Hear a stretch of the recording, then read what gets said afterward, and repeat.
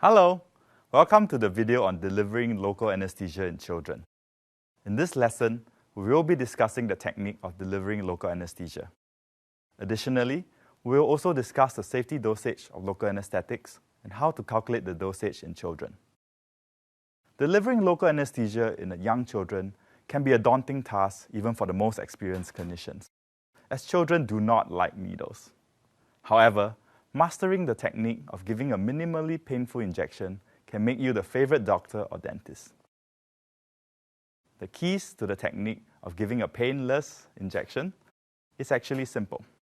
Provide good topical anesthesia and going slow. Different types and formulation of topical anesthesia can be applied to the mucosa or the skin prior to giving the local anesthetic.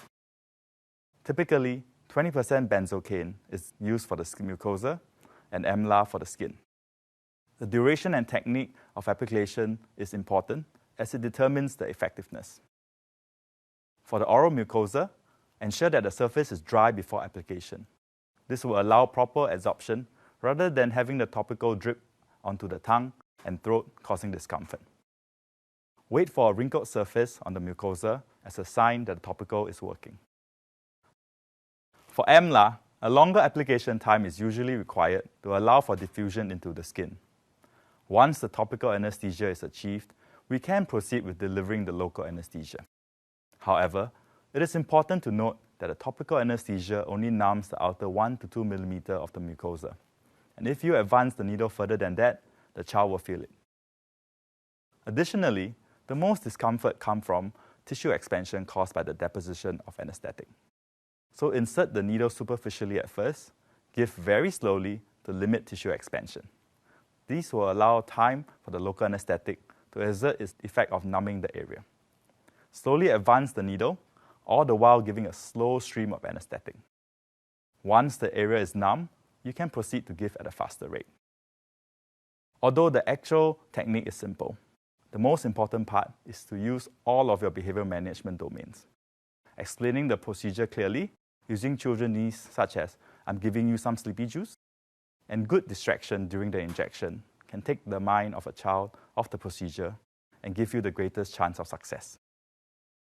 It is tough, as talking about Spider-Man and Wonder Woman during a stressful procedure can be very difficult for a young clinician. Therefore, in this situation, having a well-trained assistant aid in the distraction can be very helpful. It is important to know the safety dosage of common local anesthetics that you might use. Generally, local anesthetics with vasoconstrictors have wider safety margins as the effects are localized. Local anesthesia toxicity presents as a biphasic effect on the central nervous and cardiovascular systems. Most local anesthetics are delivered as a percentage concentration and given in milliliters. To convert percentage to milligrams, use the following formula. 1% means 1 gram per deciliter. This converts to 10 grams per liter and 10 milligrams per milliliter. Therefore, a 2% merpivacaine solution will have 20 milligrams per milliliter. Consider a 5-year-old who's 20 kilos.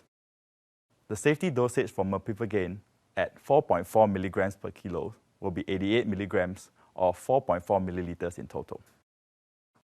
A standard dental local anesthetic cartridge contains 2.2 milliliters, so a child of 20 kilos can receive 2 cartridges of 2% merpivacaine. Confused yet? An easy way to remember is that for every 10 kilos, you can provide 1 cartridge of local anesthesia. To recap, we have learned the technique of delivering local anesthesia in children. The keys are to provide good topical anesthesia and go slow. However, more important is the use of good behavioral management techniques to give you the best chance of success. Additionally, it is important to know the safety dosage and how to calculate it for a child patient.